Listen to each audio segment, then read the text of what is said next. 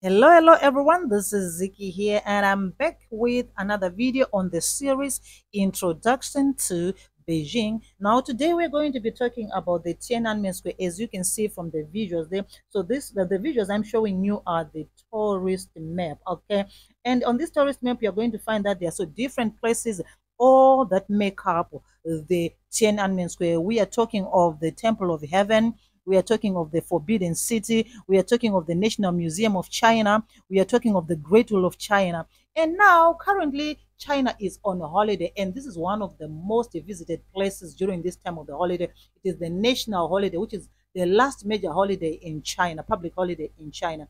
And on the 1st of October, China is going to be celebrating its independence. Okay, so Tian'anmen Square is one of the most significant places in the history of China. Okay, now let's move forward.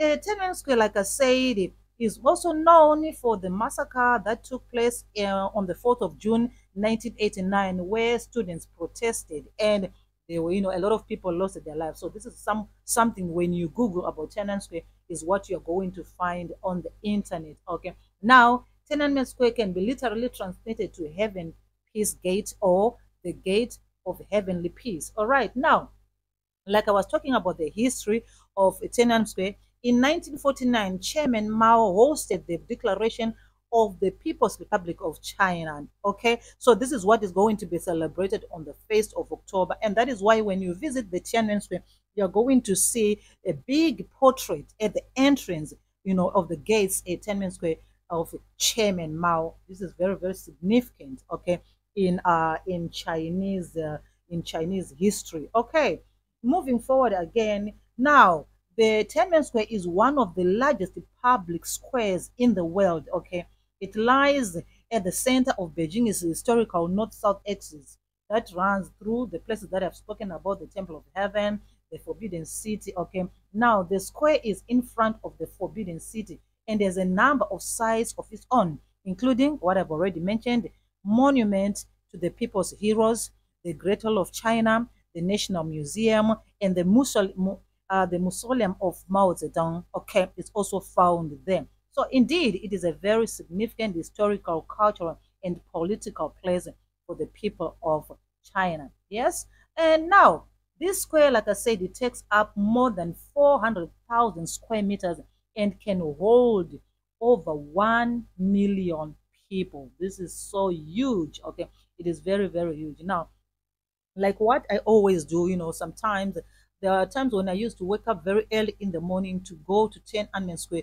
to watch, they have a ceremony that they do of, raising the flag and, bringing it down. So people, usually go there during that time. And it's a very, very short and precise event that takes place.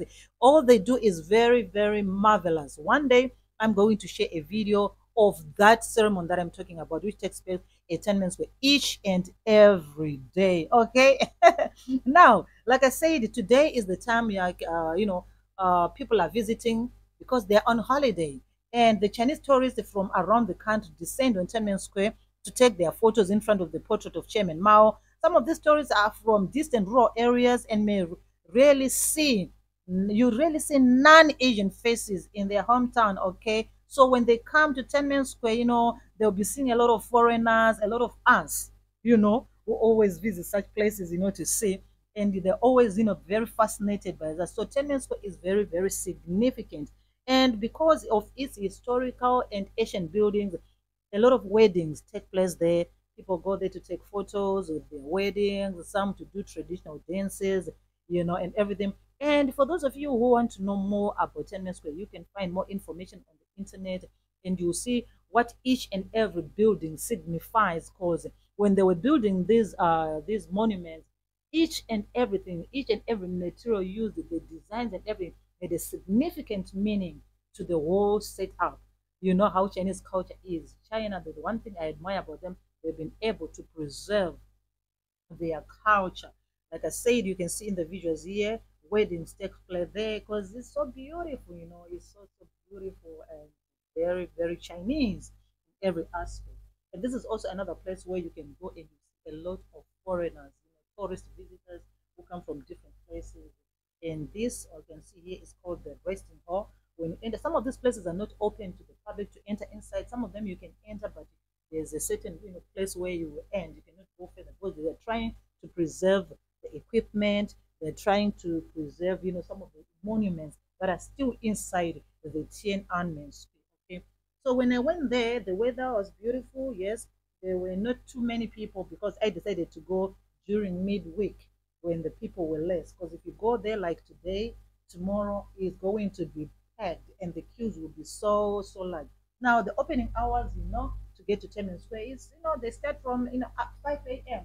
Okay, start from 5 a.m. to 10 p.m. and entrance is free. Okay, only I think when you want to enter maybe the museum also maybe this is when you pay a little money, but for the greater part of the greater places, it's free entrance. All you need to do is just take your passport or your ID for the Chinese, and then you go and enjoy. I've been there several times. Sometimes you just go and take photos. Sometimes if I've got new friends who are in town, sometimes they say, "Okay, go with us," and then I take them to Tian'anmen Square. All right, okay. Now, like I said, Tiananmen Square is one of the largest squares in the world. But of course, in China, it's not very large. As you know, that China, when it comes to buildings, it is not the largest. It is the fourth largest square. Okay, in China, by 2019, it was number 4, and it was the seventh in the world. Okay, so we don't know right now because I haven't come across the latest statistics for it right now, so I'm not quite sure of how it is right now.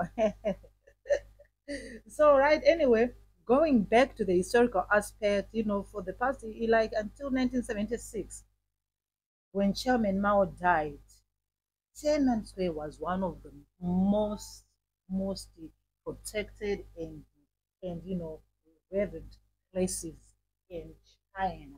Okay, because they wanted Chairman Mao wanted this place to be the largest square, and it lived to that name. It lived to that significance up until 1976 when Chairman Mao died. Okay, so you can see how important and how significant another traditional wedding there. For those of you who don't know, red is the Chinese color for weddings, traditional ceremonies, and everything. If you come to China, you find that most of the decorations, most of they use the red color for most of their traditional color. Warm, love, peace, and everything. Anyway, this is it that I have for you. And until I come back again with another video on introduction to China, enjoy. And because I'm on holiday, I'm going to find myself visiting different places. And of course, I'm going to be bringing them back to you so that you can see some of these things for yourself. My name is Ziki, and if you're new to the channel, why don't you take this opportunity to subscribe and stay so that you don't miss on this and more. And until I come back again, goodbye. So you have to visit Tiananmen Square. Very big. From there, you can see places like the Forbidden City. We're going to go to the Forbidden City, the White Bell. We're going to go there. The Museum of China. We're going to go there so that you can see all those places. Okay, you can see all those places. Courtesy of Ziki. Especially the National Museum of China is quite an interesting place. Very interesting. I've been there once, and I think now I have to go there with the purpose of taking proper videos for you, my friends, so that you can see what I'm talking about. And of course, I'm also going to visit the Temple of Heaven. I've been there again, but I'll still go there for your sake, and the Forbidden City for your sake. I'm going to go there. So this is the Tiananmen Square, also known as the Square of the Gate of Heavenly Peace, or the Heavenly Gate. Okay, until then.